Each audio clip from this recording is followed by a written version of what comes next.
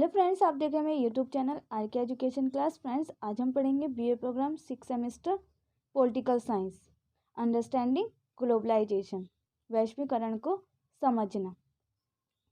Unit 1 का chapter 1 में already upload कर चुकी हूँ। आज हम करेंगे चैप्टर 2, आयाम, आर्थिक, राजनीतिक, तकनीकी और सांस्कृतिक। आयाम, आर्थिक, राजनीतिक, तकनीकी और सांस्कृतिक। फ्रेंड्स, ये चैप्टर आपका बहुत ही इंपॉर्टेंट है, इससे एक क्वेश्चन ज़रूर आता है, इसलिए इस चैप्टर को ध्यान से पढ़ें। इंट्रोडक्शन। वैश्वीकरण शब्द आज के संदर्भ में सबसे ज़्यादा उपयोग होने वाला, सबसे ज़्यादा अत्यधिक उपयोग किया जाने वाला शब्द बन गया है। वैश्वीकरण यानी कि ग्लोबलाइजेशन। और ये शब्द एक ऐसी प्रक्रिया को दर्शाता है, एक ऐसी प्रक्रिया को जो वस्तुओं, सेवाओं, मूल्यों और संस्कृति के आदान प्रदान के संबंध में दुनिया भर के लोगों की बढ़ती परस्पर निर्भरता को इंगित करती है। और ये शब्द जो है वो ऐसी प्रक्रिया को, ऐसी प्रोसेस को दर्शाता है जो कि वस्तुओं को, सेवाओं को, मूल्य, उसकी संस्कृति के आदान प्रदान के संबंध में दुनिया के लोगों को बढ़ती परस्पर निर्भरता, जो एक दूसरे पर निर्भर हो रहे हैं, उससे इंगित कराता है।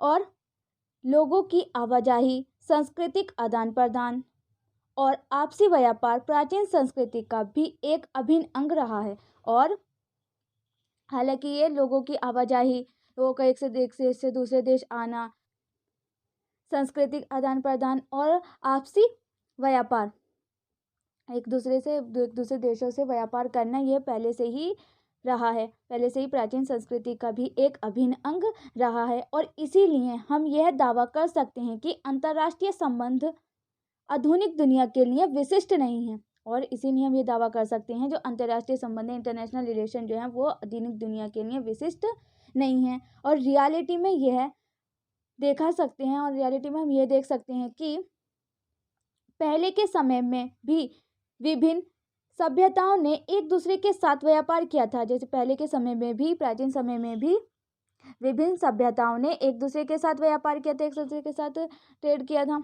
व्यापार किया था, और एक दूसरे की संस्कृति को भी आकार दिया था, एक दूसरे के कल्चर को भी आकार दिया था। और इसी आधार पर हम कह सकते हैं कि दुनिया पूर्व आधुनिक समय में भी वैश्विक थी। और हम ये कह सकते हैं कि जो पूर्व समय था, पहले का जो समय था, उसमें भी जो दुनिया थी वे वैश्विक थी। और वास्तव में प्राचीन समय में लोगों और सामानों दोनों के लिए आवाजाही में अधिक आसानी होती थी। और पहले के समय में भी लोगों के आने जाने में, या सामान का आदान प्रदान करने में, या आवाजाही के एक दूसरे के लोगों को एक दूसरे के शहर जाने में, आवाजाही जो होती थी उसमें आसानी थी, अधिक आसानी होती थी। और क्योंकि उस समय राज्यों की कोई परिभाषित सीमा नहीं थी, कोई भी ये नहीं था कि भाई इस राज्य में है तो वो दूसरे राज्य नहीं जा सकता, उसकी कोई भी एक सीमा, एक लिमिट नहीं थी, कोई भी किसी भी राज्य में जा सकता था। और ना ही एक देश से दूसरे देश की यात्रा करने के लिए किसी वीज़ा की आवश्यकता, ही हमें एक देश से दूसरे देश जाने के लिए वीज़ा की ज़रूरत होती थी। आज के टाइम में क्या है कि हमें जब एक देश से दूसरे देश जाना है तो हमें वीज़ा की ज़रूरत पड़ती है। बिना वीज़ा के हम कहीं भी नहीं जा सकते हैं दूसरी कंट्री में। और पहले के टाइम में क्या था, वीज़ा की नीड ही नहीं थी, हम किसी भी देश में जा सकते थे, व्यापार के लिए भी, घूमने के लिए भी हम जा सकते थे। बट आज के टाइम में हमें किसी भी काम के लिए दूसरे देश जाना है तो उसके लिए हमें वीज़ा की नीड पड़ती है इन प्रेजेंट टाइम। क्या हम कह सकते हैं कि दुनिया पहले बहुत वैश्विक थी? क्या हम ये कह सकते हैं कि पहले जो दुनिया थी, प्राचीन समय में जो दुनिया थी वो पहले बहुत वैश्विक थी? फिर समकालीन संदर्भ में व्यक्तियों, सांस्कृतिक और वस्तुओं की आवाजाही की वर्तमान प्रकृति के बारे में इतना क्या विशिष्ट है? वैश्वीकरण को एक ऐसी प्रक्रिया के रूप में जाना जाता है जिसने दुनिया को एक एकल बाजार में आर्थिक अंतर संबंध और एकीकरण के लिए प्रेरित किया है। और वैश्वीकरण को एक ऐसी प्रोसेस के रूप में जाना जाता है जिसने कि एक एकल बाजार में आर्थिक अंतर संबंध और एकीकरण को प्रेरित किया है। एकल बाजार को कि हम किसी भी देश से दूसरे देश में व्यापार कर सकते हैं, एकल बाजार को वैश्वीकरण ने प्रेरित किया है। और अंतर संबंध को, मतलब कि एक दूसरे से इंटरैक्ट होने के लिए भी हमें प्रेरित किया है वैश्वीकरण ने। इसे एक ऐसी प्रक्रिया के रूप में भी जाना जाता है जिसमें देश में व्यक्तियों के परस्पर जुड़ाव और आवाजाही की विशेषताएं शामिल हैं। और इसने एक वैश्वीकरण ने एक ऐसी चीज को भी प्रेरित किया है, प्रोसेस को भी प्रेरित किया है, जिससे कि हम एक से दूसरे देश में आवाजाही से जुड़ सकते हैं, जो कि अब पहले से कहीं अधिक मात्रा में है, जो कि पहले के टाइम से अब अधिक मात्रा में है। सीमाओं के पार वस्तुओं, व्यक्तियों और विचारों की आवाजाही की मात्रा, पैमाने और गति वैश्वीकरण की समकालीन प्रकृति के लिए विशिष्ट है। और वस्तुओं की, व्यक्तियों की, विचारों की आवाजाही की मात्रा, पैमाने और गति वैश्वीकरण की समकालीन प्रकृति के लिए विशिष्ट है। विश्व वित्तीय प्रणाली का एकीकरण, प्रौद्योगिक और सूचना प्रौद्योगिकी पर अत्यधिक निर्भरता वैश्वीकरण की वर्तमान प्रकृति की विशेषता है। और विश्व वित्तीय यानी फाइनेंशियल विश्व वित्तीय प्रणाली का एकीकरण, प्रौद्योगिक और सूचना प्रौद्योगिकी पर अत्यधिक निर्भरता वैश्वीकरण की वर्तमान प्रकृति की विशेषता है। आजकल एक स्थान पर होने वाली घटनाएं किसी अन्य स्थान या समुदाय की स्थिति को नकारात्मक और सकारात्मक दोनों तरह से प्रभावित कर सकती हैं। आजकल हम देखते हैं कि एक स्थान पर जो घटना हो रही है वो दूसरे स्थान पर भी, दूसरे समुदाय के लिए पॉजिटिव भी हो सकती है और निगेटिव भी हो सकती है, उसको वह इफेक्ट कर सकती है। उदाहरण के लिए हम ले सकते हैं वित्तीय बाजारों का एकीकरण वित्तीय संकट और जोखिम के साथ साथ तुलनात्मक लाभों से भी जुड़ा है। और फॉर एग्जांपल हम ले सकते हैं कि जो वित्तीय बाजारों में जो एकीकरण है वो वित्तीय संकट आता है, अगर कोई फाइनेंशियल सर्कमस्टेंसेस आते हैं या उसके जोखिम के साथ साथ तुलनात्मक जो लाभ होने उसके साथ उससे भी जुड़ा हुआ है। अगर हमें प्रॉफिट हो रहा है किसी चीज़ में तो हमें वो लॉस भी होगा, तो उससे भी वो रिलेटेड होता है। हम कई उदाहरणों के दौरान देख सकते हैं कि एक देश में कोई भी आर्थिक संकट दूसरे देश की अर्थव्यवस्था को पूर्व समय की तुलना में कहीं ज़्यादा प्रतिकूल रूप से प्रभावित कर सकता है। हम कई उदाहरणों के रूप से देख सकते हैं कि अगर एक देश में कोई आर्थिक संकट चल रहा है तो वो दूसरे देश की अर्थव्यवस्था को भी उसी समय की तुलनात्मक कहीं ज़्यादा प्रतिकूल रूप से उसको इफेक्ट कर सकता है, दूसरे देश को भी इफेक्ट कर सकता है। अगर किसी देश में संकट चल रहा है, आर्थिक संकट, तो जिससे वो व्यापार कर रहा है उस देश को भी नुकसान हो सकता है, उससे इफेक्ट होगा। विश्व में कोई भी युद्ध, शासन का परिवर्तन या आर्थिक नीतियों में परिवर्तन अन्य देश की आर्थिक स्थितियों और नीतियों को निर्धारित कर सकता है। और किसी देश में अगर युद्ध हो रहा है या शासन परिवर्तन हो रहा है या आर्थिक नीतियों में परिवर्तन हो रहा है, इसमें चेंजेस हो रहे हैं, तो वो दूसरे देश की भी स्थिति को भी चेंज कर सकता है। फॉर एग्जाम्पल जो यूक्रेन का में युद्ध चल रहा है वो सभी बाकी देशों को भी इफेक्ट कर रहा है, जबकि इंडिया को भी इफेक्ट कर रहा है। कितनी चीज़ें, महंगाई बढ़ती जा रही है। युद्ध के दौरान क्या होता है, ज़्यादा से ज़्यादा महंगाई बढ़ने लगती है, क्योंकि सभी चीज़ें अधिक से अधिक नष्ट होने लगती हैं। उसके कारण जो चीज़ें होती हैं वो महंगी होने लगती हैं और वो उसका इफेक्ट दूसरे देशों पे भी पड़ता है। इसीलिए लोग अन्य देशों की सामाजिक, आर्थिक और राजनीतिक विकास में अपनी जिज्ञासा और रुचि देखते हैं। और इसीलिए दूसरे देश के जो लोग हैं वो किसी भी देश की सामाजिक, आर्थिक और राजनीतिक विकास की अपनी जिज्ञासा, उसमें अपने क्यूरियोसिटी होती है, उनमें उनका इंटरेस्ट होता है उस देश के दूसरे देश के बारे में भी जानने का, उनमें क्यूरियोसिटी और इंटरेस्ट होता है, क्योंकि किसी विशेष देश में होने वाली घटनाओं का प्रभाव उसकी सीमा से परे होता है। क्योंकि जो विशेष देश में, किसी देश में जो घटना हो रही है उसका जो प्रभाव है, उसकी जो सीमा है उससे परे भी होता है। जो दूसरा देश है उसको भी इफेक्ट होगा। अगर किसी देश में संकट हो रहा है तो वो जो उससे दूसरा रिलेटिव से इंटरेक्ट है वो भी, उसको भी इफेक्ट पड़ता है। इसमें अन्य देशों की आंतरिक और बाहरी नीतियों को भी प्रभावित करने की क्षमता है। और इसमें अन्य देशों के अंदर भी और अन्य देशों के बाहर भी इफेक्ट करने की क्षमता होती है। देशों के नीति निर्धारण पर विभिन्न मुद्दों व कार्यक्रमों, जैसे संयुक्त राज्य अमेरिका में राष्ट्रपति का चुनाव, ब्रेक्सिट का मुद्दा, तेल उत्पादक देशों की राजनीति, चीन की one belt and one road नीति, विश्व बैंक और अंतर्राष्ट्रीय मुद्रा कोष IMF की नीतियां आदि के प्रभाव के कारण ऐसे कुछ मौजूदा रुझान अथवा मुद्दे कई देशों के लिए चिंता का विषय रहे हैं। इसी तरह अंतर्राष्ट्रीय वित्तीय संस्थान और समझौते,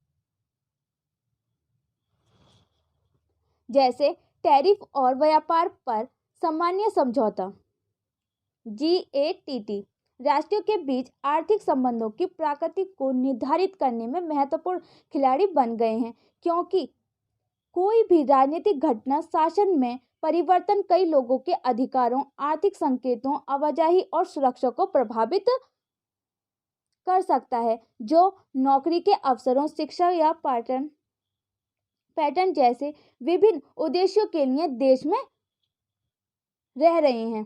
जैसे कि कोई नौकरी के लिए रह रहा है, शिक्षा के लिए रह रहा है, किसी अन्य काम के लिए रह रहा है, तो उनको भी इफेक्ट कर सकते हैं। जैसे कि हम वैश्वीकरण शब्द के अर्थ को समझने का प्रयास करते हैं, तो हमें यह समझने की आवश्यकता है कि वैश्वीकरण अपने में एक अंत या एक रैखिक प्रक्रिया नहीं है। और जैसे कि हम वैश्वीकरण के शब्द को समझने का, उसको अंडरस्टैंड करने का प्रयास करते हैं, तो हमें पता चलता है कि वैश्वीकरण जो शब्द है वो अपने आप में ही एक अंत्य रैखिक प्रक्रिया नहीं है, बल्कि एक गैर रेखीय या बहुआयामी प्रक्रिया है। अपने आप में ही एक अंत्य रैखिक प्रक्रिया नहीं है ये, बल्कि गैर रेखीय और एक बहुआयामी प्रक्रिया है वैश्वीकरण जो दुनिया में जटिल सामाजिक, आर्थिक, राजनीतिक और सांस्कृतिक परिवर्तनों के लिए जिम्मेदार है, जो कि दुनिया भर में, पूरे वर्ल्ड में जटिल सामाजिक, आर्थिक, राजनीतिक और सांस्कृतिक जो परिवर्तन है उनके लिए जिम्मेदार है। वैश्वीकरण ने विभिन्न समुदायों के विभिन्न सामाजिक, आर्थिक और सांस्कृतिक पहलुओं को विभिन्न तरीकों से प्रभावित किया है। और वैश्वीकरण ने विभिन्न समुदायों को, विभिन्न सामाजिक और विभिन्न आर्थिक, विभिन्न सांस्कृतिक पहलुओं को विभिन्न तरीकों से, मतलब डिफरेंट तरीकों से इफेक्ट किया है। हालांकि जैसे कि पहले चर्चा की गई थी, लोगों की आवाजाही पूर्व आधुनिक काल की भी विशेषता थी। व्यापार, धर्म और अनुसंधानों की खोज जैसे कारकों ने लोगों के अंतर्राष्ट्रीय आवागमन, सांस्कृतिक आदान प्रदान और विचारों के प्रभाव को सुगम बनाया। अंतर्राष्ट्रीय स्तर पर लोग और संस्कृति की आवाजाही आधुनिक युग की भी विशेषता है, और अंतर्राष्ट्रीय स्तर पर लोगों और संस्कृति की जो आवाजाही है वह आधुनिक युग की भी विशेषता है, जिसे प्रमुख रूप से राष्ट्रीय राज्यों के उदय, औद्योगिकरण और उपनिवेशवाद द्वारा सुगम बनाया गया था। और जैसे कि प्रमुख राष्ट्रीय राज्यों का उदय हुआ, उसे औद्योगिकरण और उपनिवेशवाद द्वारा सुगम बनाया गया था। सुगम मतलब कि अच्छा बनाया गया था। इन सभी कारकों ने नए क्षेत्रों, बाजारों की खोज को सुविधाजनक बनाने में महत्वपूर्ण भूमिका निभाई। और इन सभी कारकों ने, राष्ट्रीय राज्यों का उदय, औद्योगिकरण, उपनिवेशवाद, जो ये सभी कार्य थे, इन्होंने बाजारों की खोज को सुविधाजनक बनाने में महत्वपूर्ण भूमिका निभाई, जिसके कारण अंतर्राष्ट्रीय व्यापार और विचारों का आदान प्रदान हुआ। और जिसके कारण क्या हुआ? अंतर्राष्ट्रीय व्यापार और विचारों का आदान प्रदान हुआ। विशेष रूप से उपनिवेश क्षेत्रों में पश्चिमी विचारों और संस्कृति का प्रसार हुआ। और विशेष रूप से जो उपनिवेश क्षेत्र थे उनमें पश्चिमी विचारों और संस्कृति का भी प्रसार हुआ। वैश्वीकरण की समकालीन प्रकृति को विश्व युद्धों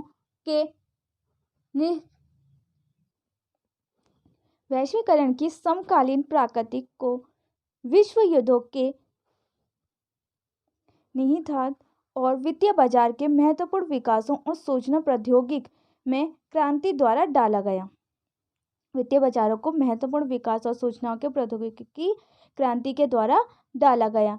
कई विद्वानों ने सांस्कृतिक, राजनीतिक, अर्थशास्त्र और विज्ञान और प्रौद्योगिकी में विकास जैसे विभिन्न पहलुओं पर वैश्वीकरण की प्रकृति और निरंतरता की जांच करने का प्रयास किया। इसलिए वैश्वीकरण का अध्ययन अर्थशास्त्र, समाजशास्त्र, राजनीति, नरविज्ञान और विज्ञान जैसे विभिन्न विषयों से अंतर्दृष्टि का गठन करता है। वैश्वीकरण पर सबसे उपयोगी चर्चाओं में से एक संशयवादियों और वैश्वीकरण के समर्थकों के बीच बहस है।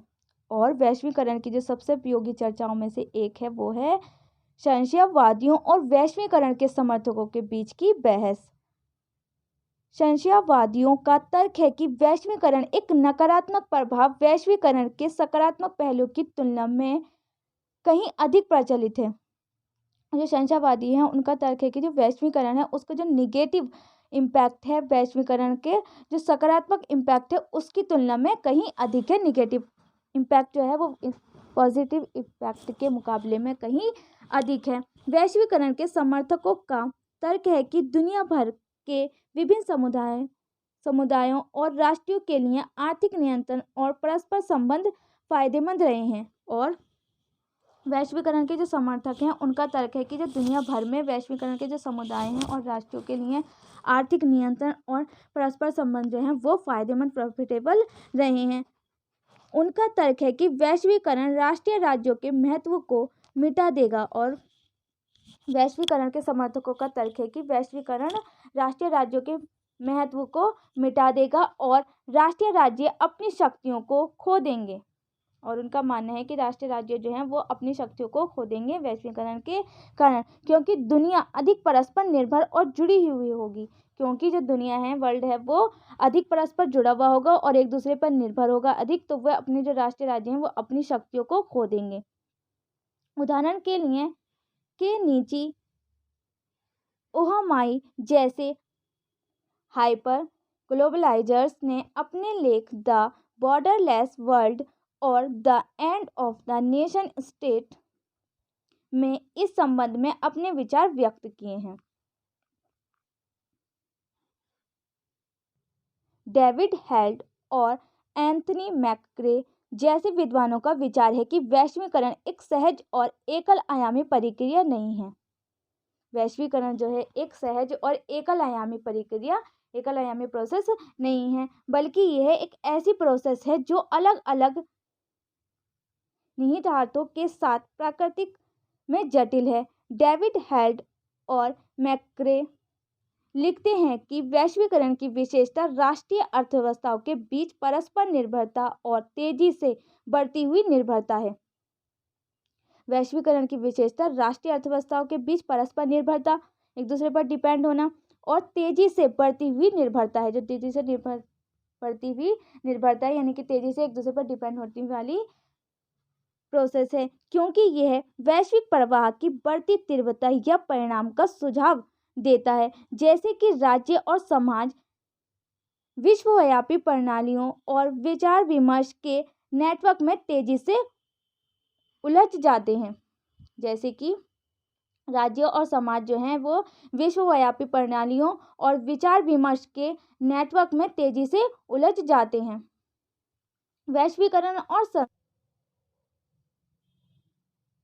वैश्वीकरण और संस्कृति हम नेक्स्ट वीडियो में करेंगे फ्रेंड्स। उम्मीद है फ्रेंड्स आपको वीडियो पसंद आई होगी। वीडियो कैसी लगी कमेंट बॉक्स में लिखकर ज़रूर बताएं। और ऐसी इंटरेस्टेड वीडियो देखने के लिए मेरे चैनल को लाइक शेयर एंड सब्सक्राइब करना ना भूलें। साथ में बेल आइकन को प्रेस करें जिससे आने वाली वीडियो की नोटिफिकेशन सबसे पहले आपके पास पहुंचे। और अपने फ्रेंड्स के साथ भी शेयर करें जिससे इस वीडियो का प्रॉफिट उन्हें भी हो। Thanks for watching.